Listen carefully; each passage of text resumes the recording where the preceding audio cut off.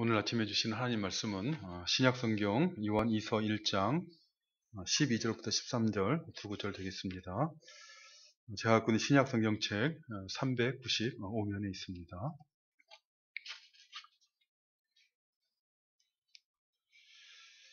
오늘 본문 말씀 찾으신 줄 알고 요한 2서 1장 12절과 13절 말씀 봉독해 드립니다.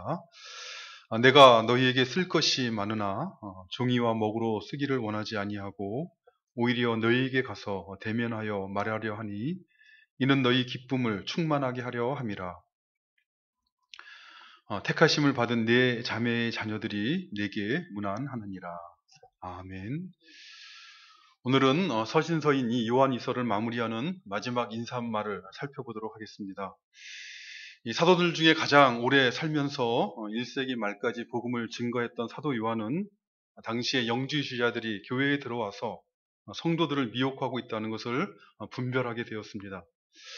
그래서 그는 요한 1서와 요한 2서, 요한 3서 이 세 서신서를 교회에 써서 보내어서 교회를 지도하게 되었습니다.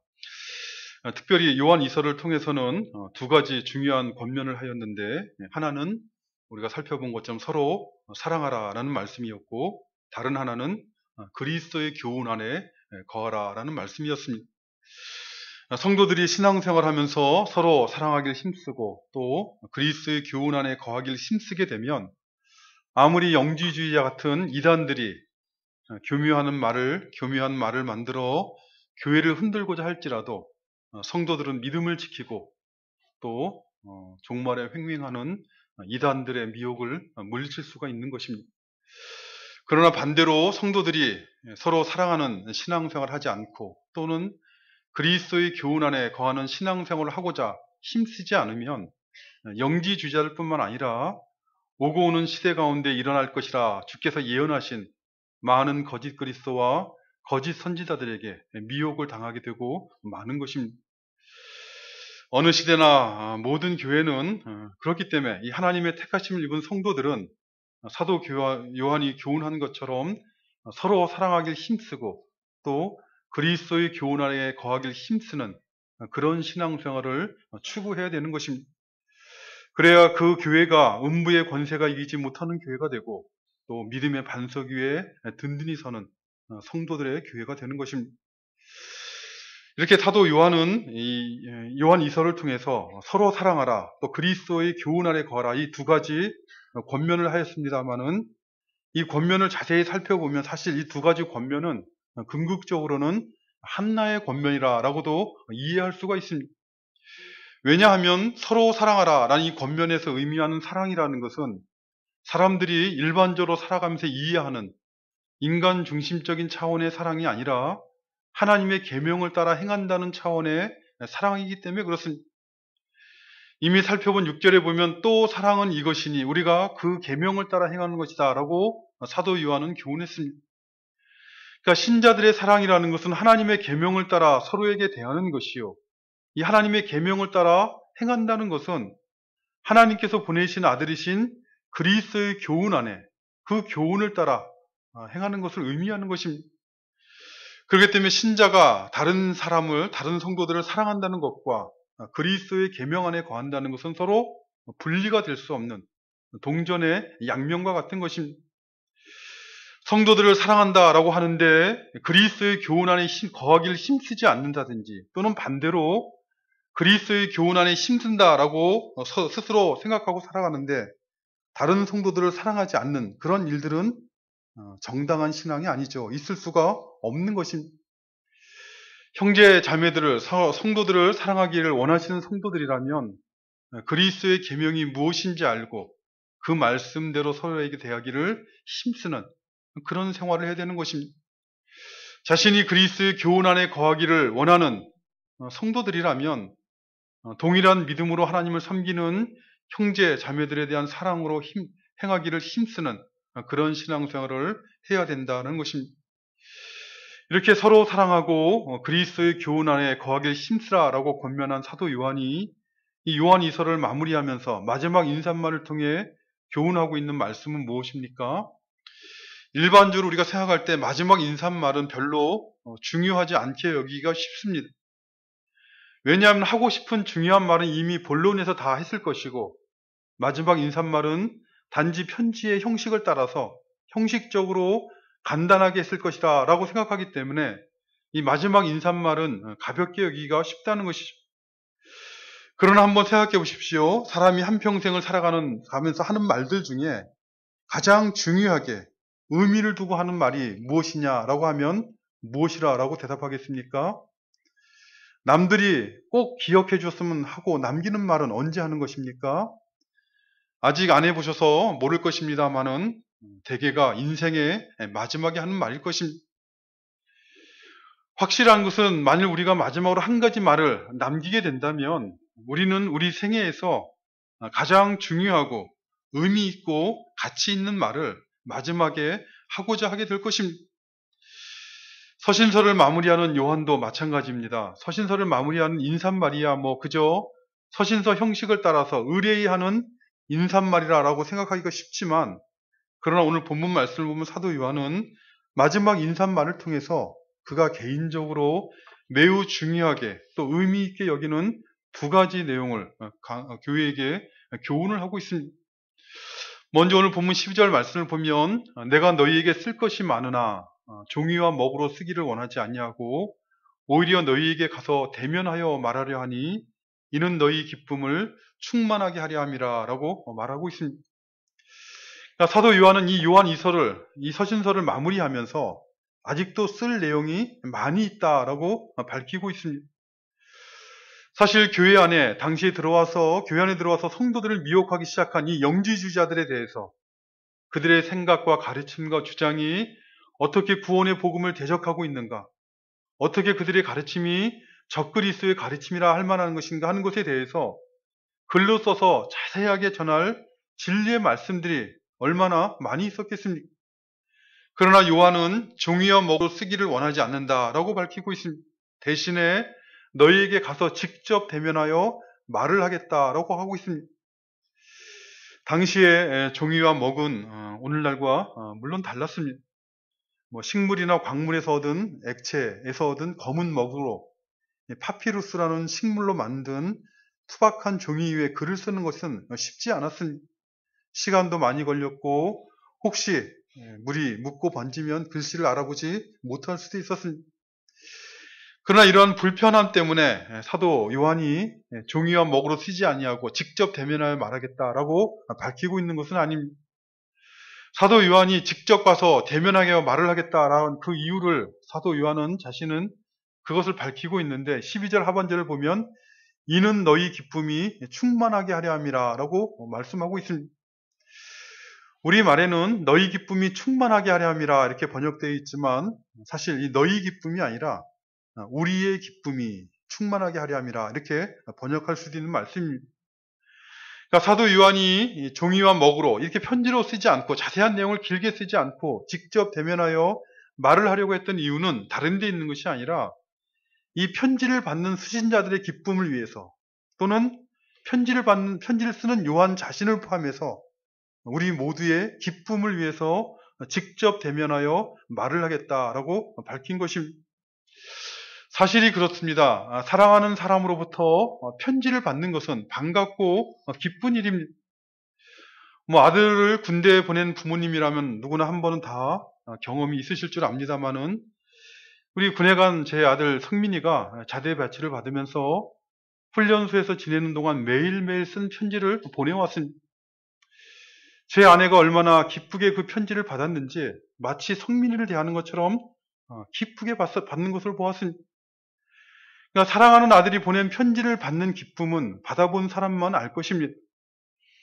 그러나 그 편지를 받는 기쁨이 아무리 크더라도 직접 그 성민이를 만나는 기쁨에는 비할 수가 있겠습니까?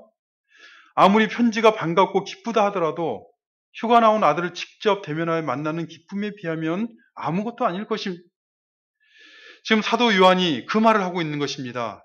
직접 대면하여 만나는 그 우리의 기쁨을 위해서 종이나 먹으로 쓰는 것보다는 직접 가서 대면하여 말을 하겠다는 것입니다. 그러나 이 말을 조금 더 생각해 보면 사실 우리가 사람을 직접 대면하여 만난다고 해서 누구나 다 기쁨이 있는 것은 결코 아닙니다. 어떤 경우에는 만나지 않는 것이 오히려 있는 기쁨마저 빼앗기지 않기 위해 필요한 경우가 있습니다. 어떤 경우가 그렇습니까? 쉽게 말하면 사랑하지 않는 사람의 경우는 그렇죠. 서로를 사랑하지 않는 사람의 경우에는 직접 대면하여 만나게 되면 어떻게 됩니까? 기쁨을 누리게 되는 것이 아니라 오히려 마음의 부담과 상처를 입게 되는 것이죠. 사도 바울은 사랑장으로 알려진 고린도서 13장에서 사랑이라는 것이 무엇인가에 대해서, 사랑의 성품에 대해서, 성질에 대해서 이렇게 교훈했습니다. 사랑은 오래 참고, 사랑은 온유하며 시기하지 아니하며, 사랑은 자랑하지 아니하며 교만하지 아니하며 무례히 행하지 아니하며 자기의 유익을 구하지 아니하며 성내지 아니하며 악한 것을 생각지 아니하며 불의를 기뻐하지 아니하며 진리와 함께 기뻐하고 모든 것을 참으며 모든 것을 믿으며 모든 것을 바라며 모든 것을 견디느니라. 이 내용을 우리가 하나하나 다 살펴볼 수는 없지만 생각해 보십시오. 오래 참을 줄 모르는 사람, 그래서 자기 눈에 보이는 대로, 자기 귀에 들리는 대로 말하고 행하는 사람을 만나게 되면 기쁨을 누릴 수가 있겠습니까?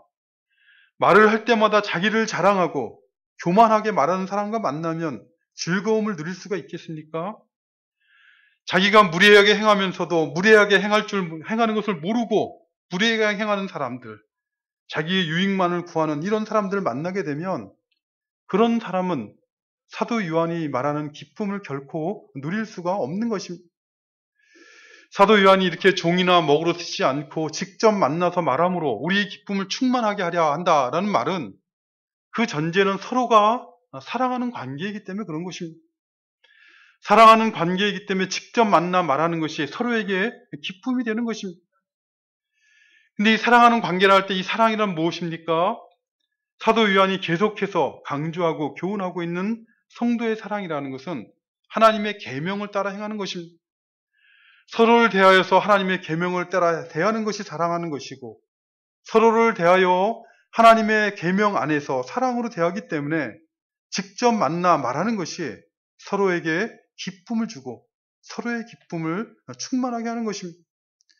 실제로 4절 말씀을 보면 사도 요한은 자신의 기쁨이 무엇인가에 대해서 이렇게 말하고 있습니다.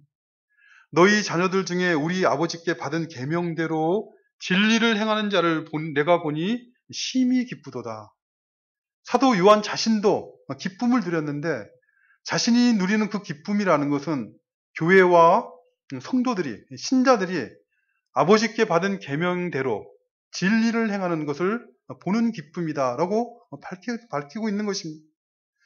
사실 사람들은 누구나 기쁨을 누리기를 원하고 한평생 살아가면서 나름대로 기쁨을 누리며 살아갑니다. 그러나 그렇다고 해서 모든 사람이 누리는 기쁨이 다 같은 종류의, 같은 기쁨은 아닐 것입니다. 도둑질 하는 사람은 도둑질에 성공하면 매우 기쁠 것입니다. 마음의 더러움으로 행하는 자들은 그 마음의 더러움을 만족시키게 되면 다른 사람이 모르는 기쁨을 누리게 될 것입니다. 그러나 성도들, 하나님의 자녀가 된 신자들은 어떤 사람들입니까?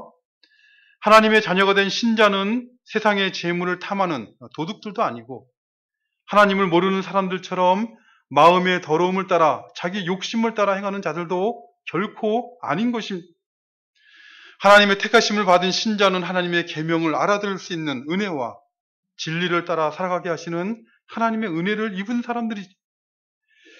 그렇기 때문에 사도 요한뿐만 아니라 신자들이 누리는 기쁨이라는 것은, 신자들만이 누리는 기쁨이라는 것은 동일한 믿음을 가지고 살아가는 신자들이 하나님의 말씀대로 행하는 것을 목도하는 그런 기쁨인 것이죠. 하나님께서 주신 믿음을 지키고 그 믿음 안에서 살아가는 성도들과 함께 하나님을 섬기는 것이 바로 신자들이 누리는 영적인 기쁨이라는 것입니다. 이것을 누리는 것이 신자들의 교제요, 성도들의 사귐의 본질입니다. 영적인 교통을 하는 신자들이 누리는 신령한 기쁨이 바로 여기에 있는 것입니다. 서로 대면하면서 하나님의 말씀대로 행하고 또 하나님 말씀대로 행하도록 서로를 세워주고 격려하고 위하여 기도하는 것이죠. 그래서 세상이 줄 수 없는 기쁨, 하나님을 섬기는 신자들에게 주시는 영적인 기쁨을 알아가고 그 풍성함을 누리는 것입니다. 오늘도 우리는 예배를 드릴 때 사도신경으로 우리의 신앙을 고백하였습니다. 우리 신앙을 고백하면서 성도의 교제를 믿는다라는 고백을 했습니다. 성도의 교제라는 것이 우리 신앙에서 얼마나 중요한 것이면 믿음의 내용으로 사도신경 안에서 고백을 하고 있는 것입니다. 성도의 교제라는 것은 세상 사람들이 일반적으로 말하는 교제와는 본질적으로 다른 것입니다. 성도의 교제는 세상 사람들이 하는 교제에서 보여주는 것처럼 그저 사람을 만나 친분을 쌓고 그래서 세상적인 이익과 관심을 서로 나누고 공유하는 그런 것을 의미하는 것이 아닙니다. 성도의 교제가 일반적으로 사람들이 말하는 교제와 그 본질적으로 다른 것은 성도의 교제에는 그 안에는 진리가 함께 하고 있기 때문에 그런 것입니다. 진리와 함께 기뻐하는 그 나눔이 있다는 것입니다. 성도들에게 있는 이 진리, 하나님의 말씀은 서로를 사랑하게 하는 말씀이요. 성도들을 그 말씀 안에서, 그 진리 안에서 하나가 되게 하고 그로 말미암아 그 하나됨을, 그 안에 있는 사랑을 서로 나눔으로 신앙의 기쁨을 맛보게 하는 것입니다. 오늘 본문에서 사도 요한이서를 받는 교회에게 쓰고자 하는 내용, 사도 요한이 직접 가서 말을 하고자 하는 내용이 바로 그것입니다. 월드컵이 어떻게 되었는가 하는 말을 나누고자 하는 것도 아니고 아파트 가격이 얼마나 내려갔는가 하는 것을 말하고자 하는 것도 아닙니다. 그것은 그가 말하고자 했던 것, 그에게 쓰지 않고 직접 가서 말하고자 했던 것은 당시 성도들을 미혹하는 영지주자들의 주장하는 것이 비진리라는 것을 밝히는 하나님의 말씀, 진리의 말씀을 나누고자 했던 것입니다. 우리가 함께 신앙생활할 때 서로에 대해서 하나님의 말씀 안에서 대하고 하나님의 말씀 안에서 사랑으로 대하여서 서로를 만나는 것이 부담이 되거나 상처가 되지 않는 그런 신앙생활 하도록 힘을 쓰시기를 바랍니다. 사랑은 오래 참고 사랑은 온유하며 시기하지 아니하며 사랑은 자랑하지 아니하며 교만하지 아니하며 무례히 행하지 아니하며 자기의 유익을 구하지 아니하며 성내지 아니하며 악한 것을 생각하지 아니하며 불의를 기뻐하지 아니하며 진리와 함께 기뻐하고 모든 것을 참으며 모든 것을 믿으며 모든 것을 바라며 모든 것을 견디니라라는 말씀을 기억하시고 신앙생활하기를 바랍니다. 만일 이 말씀을 다 기억할 수 없으시다면 특별히 서로에 대해서 오래 참으시고 또 무례히 행하지 않도록 교만하게 행하지 않도록 자기의 유익만을 구하지 않도록 힘을 쓰시길 바랍니다. 성도들뿐만 아니라 가정에서도 자녀들에 대해서도 배우자들에 대해서도 오래 참으시고 무례히 행하지 않도록 조심하시고 교만하게 말하지 않도록 자기의 몸에 유익만을 구하지 않도록 힘을 쓰시길 바랍니다. 그래서 하나님께서 신자들에게 약속하신 기쁨, 하나님의 말씀 안에 거하는 자들만이 누리는 영적인 기쁨이 무엇인가를 알아가는 그런 우리가 되시기를 바라는 것입니다. 이 요한이서를 마무리하는 사도 요한이 마무리하면서 두 번째 중요하게 교훈하고 있는 내용은 신자들의 자기 정체성과 관련된 내용입니다. 마지막 절인 13절 말씀을 보면 택하심을 받은 네 자매의 자녀들이 내게 무난하니라 라는 말씀으로 요한이서를 마치고 있습니다.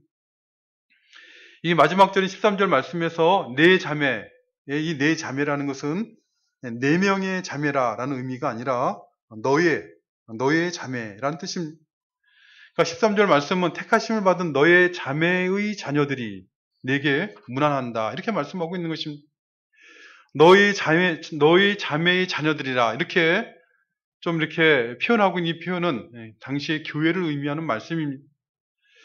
한번 말씀드린 것처럼 당시에는 교회에 대한 핍박이 일어나고 있는 시기였기 때문에 요한은 교회의 이름을 직접 밝히지 않고 은유법을 사용해서 표현하고 있는 것입니다. 이미 1절에서 요한 이서를 받는 수신인들을 택하심을 받은 부녀와 그의 자녀들이라 라고 이렇게 표현한 것처럼 지금 요한 이서를 마무리하는 13절에서도 교회를 너의 자매의 자녀들이라 라는 은유법을 사용해서 표현하고 있는 것입니다. 자신과 함께하고 있는 교회가 너희에게 무난하고 있다라는 인사말로 지금 사도 요한은 마무리를 하고 있는 것이죠. 근데 이 마무리하는 인사말 중에 중요한 것은 택하심이라는 표현입니다. 사도 요한은 요한이서에서 교회를 표현할 때 반드시 이 택하심이라는 말을 함께 사용해서 표현을 하고 있습니다. 이미 살펴본 1절에서도 요한이서를 받는 수신인 교회를 택하심을 받은 부녀와 그의 자녀들이라 이렇게 말을 하였고, 이 마지막 절에서도 택하심을 받은 너의 자매의 자녀들이다 이렇게 표현하고 있는 것이죠. 이 표현은, 이 교회라는 것은 택하심을 받은 자녀들의 모임이라는 것을 말씀하고 있는 것이죠.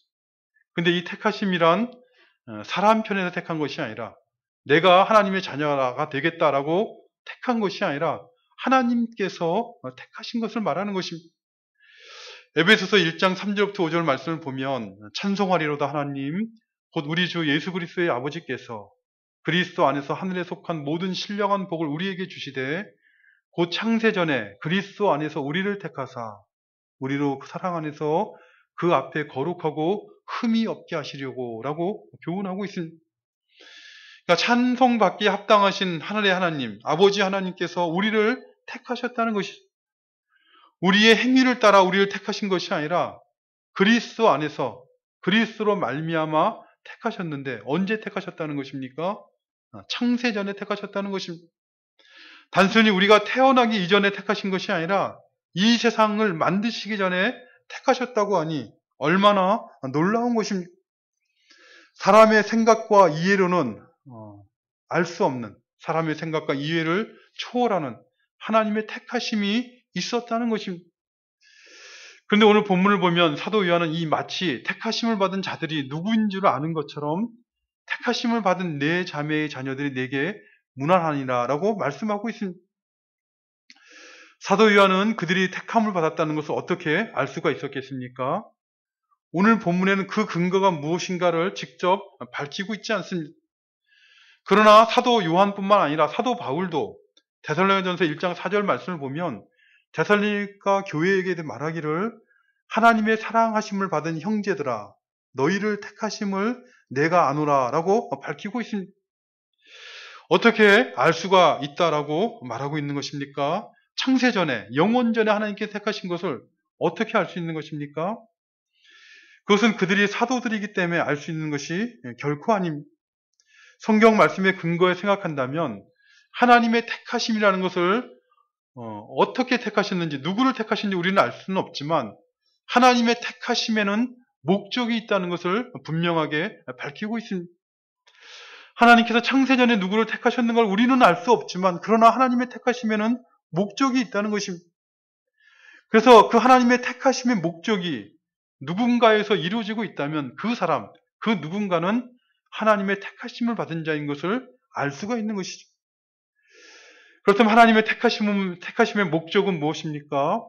하나님께서는 창세전에 우리를 택하실 때 무엇을 목적하셔서 택하신 것입니까? 사도 바울이 에베소서에서 교훈하고 있는 1장 4절 말씀을 보면 우리로 그 사랑 안에서 거룩하고 흠이 없게 하시려고 그리스도 안에서 창세전에 우리를 택하셨다라고 교훈하고 있습니다. 그러니까 하나님께서 창세전에 우리를 그리스도 안에 택하신 그 목적은 하나님 앞에 거룩하고 흠이 없는 사람으로 만드시는 것이다 라고 분명하게 밝히고 있습니다. 거룩하지 못하고 흠이 있는 사람들을 택하셔서 거룩한 사람으로, 흠이 없는 사람으로 만드시고자 우리를 택하셨다라고 분명하게 밝히고 있는 것입니다. 그러므로 이 하나님의 택하심을 입은 사람을 우리는 어떻게 알 수가 있는 것입니까? 그리스도 안에서 베푸신 하나님의 그 택하심의 목적이 이루어지고 있다면 그가 택하심 받은 자인 것을 알 수가 있는 것이죠. 하나님의 사랑 안에서, 십자가 사랑 안에서, 우리가 고백하는 예수님의 십자가 사랑 안에서 거룩하고 흠이 없는 사람으로 변화되어 가면 그가 택하심 받은 자인 것을 알 수가 있는 것이죠. 비록 완전하게 변화되는 것은 아니겠지만 그러나 어제보다는 오늘이, 또 오늘보다는 내일이 거룩하고 흠이 없는 사람으로 변화되어 가는 것입니다. 이러한 모습이 있는 사람은 택하심을 입은 사람이고 날마다 거룩하고 흠이 없는 사람으로 변화되어 가는 그런 증거가 있는 사람을 보게 되면 그는 택하심을 입은 자라는 것을 우리가 알게 되는 것입니다. 교회는 바로 그런 성도들의 모임이 되어야 되는 것이죠. 신앙생활 오래 하면 오래 할수록 하나님의 사랑을 고백하는 시간이 십자가 구원을 고백하는 그 신앙의 연륜이 깊어져 가면 깊어갈수록 하나님 앞에 거룩하고 흠이 없는 사람으로 변화되어 가는 것이, 그것이 정당한 교회의 성도들의 모습이어야 된다는 것입니다. 근데 사람은 어떻게 그렇게 거룩하고 흠이 없는 모습으로 변화되어 가는 것입니까? 사람이 애를 쓰고 노력한다라고 되는 것이 아닙니다. 다른 방법은 없는 것이죠. 예수님께서 교훈하신 방법 외에는 다른 방법이 없습니다. 예수님께서는 요한복음 17장 17절 말씀을 보면 제자들을 위해서 이렇게 기도하십니다. 제자들을 진리로 거룩하게 하옵소서. 아버지의 말씀은 진리니이다. 그러니까 주님께서 제자들을 위해 기도하실 때, 제자들이 거룩하게 되기를 위해 기도하실 때, 그들을 무엇으로 거룩하게 하시는가 하면 진리로, 아버지의 말씀으로 거룩하게 하라라고 기도하였습니다. 오직 진리의 말씀, 아버지의 말씀만이 그 말씀을 붙잡고 살아가는 자들을 거룩하게 만들어가는 것이, 진리의 말씀인 하나님 말씀을 마음판에 새기고 그 사람의 은밀함을 살피고 은밀히 갚으시는 하나님을 믿는 믿음으로 산 신자들만이 진리의 말씀으로 거룩하게 되어가는 것입니다. 사도인 요한은 요한이서를 받는 교회와 자신이 함께하고 있는 교회의 성도들이 진리의 말씀으로 거룩하게 변화되고 가고 있는 것을 목도한 것입니다. 그렇기 때문에 그들을 향해서 너희는 택하심을 받은 자들이라 라고 말을 했던 것입니다. 이 시간 함께 예배드리는 성도 여러분, 우리는 우리가 하나님의 택하심 받은 자인 것을 알고 그리고 신앙생활하고 있습니까? 우리에게는 우리가 하나님의 택하심을 받은 자라는 그런 영적인 증거가 우리 안에 있습니까? 우리가 이 세상에서 살아가고 있지만 세상의 지혜나 세상의 처세술에 우리 마음을 빼앗기지 아니하도록 기도하시고 진리의 말씀에 귀를 기울이는 그런 우리가 되시기를 바랍니다. 얼마나 오랫동안 이 땅 가운데서 우리 인생의 날을 살아갈지 모르지만 살아가는 동안 하나님의 말씀, 진리의 말씀으로 인해서 우리가 세상 사람들과는 다른 사람이라는 것을 스스로 확인하는 그런 신앙생활하는 우리가 되시길 바랍니다. 조금씩 하나님의 말씀 안에서 변화되어서 천국에 들어가기 합당한 모습으로 변화되어가는 자신의 모습을 스스로 확인하고 그로 말미암아 누리는 기쁨과 소망이 충만한 그런 복된 신앙생활하는 우리 모두가 되시기를 간절히 바라는 것입니다. 아버지 하나님 감사합니다. 오늘도 저희들에게 또 하루를 살아가면서 하나님을 예비하는 복된 삶을 살아가도록 은혜 베풀어 주심을 감사드리옵나이다. 오늘도 이 땅 가운데 역사하신 하나님, 우리를 영원전에 그리스도 안에서 택하신 하나님의 택하심의 목적이 우리 인생의 길 가운데 이루어지는 것을 스스로 확인하고 그로 말미암아 택하심을 확신하고 감사하는 신앙생활하는 성도들 되도록 도와주시고 이 교회가 주의 말씀 안에서 천국에 들어가기 합당한 모습으로 변화되어가는 성도들로 가득해질 수 있도록 은혜 베풀어 주시옵소서. 하나님께 주시는 기쁨과 소망이 충만한 성도들의 생애가 되도록 도와주시기를 간절히 소원하오며 예수님의 이름으로 기도드리옵나이다.